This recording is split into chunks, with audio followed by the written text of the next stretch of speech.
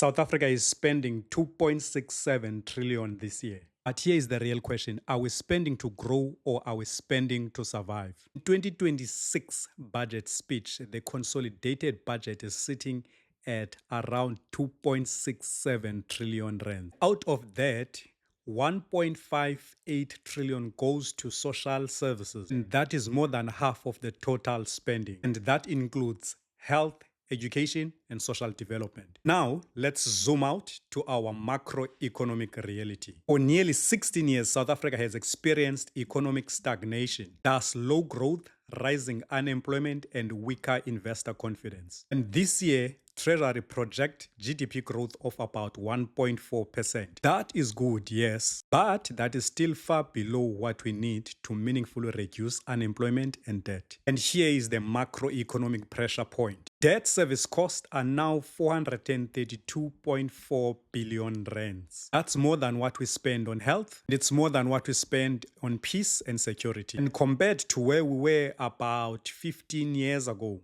debt service costs has increased about over 200%. In simple terms, we are spending over hundreds of billions just to pay interest. Not to build, not to invest, just to service past debt. Economic development gets about 283.9 billion rands, while community development gets about 294.3 billion rands. Learning and culture sits around 527.1 billion rands. So yes, budget is socially protective, but the question is, are we allocating enough towards productive growth enhancing sectors? A 1.4 GDP growth, revenue collection improves slightly. But if growth does not accelerate to 3% or more, debt to GDP remains under pressure. A real macroeconomic challenge is this: grow the economy faster than debt grows. Improve productivity, crowd in private sector investment. Without that, fiscal pressure continues. South Africa is no longer in a crisis mood, but we are not in a breakout mood either. The next few years will determine whether the 1.4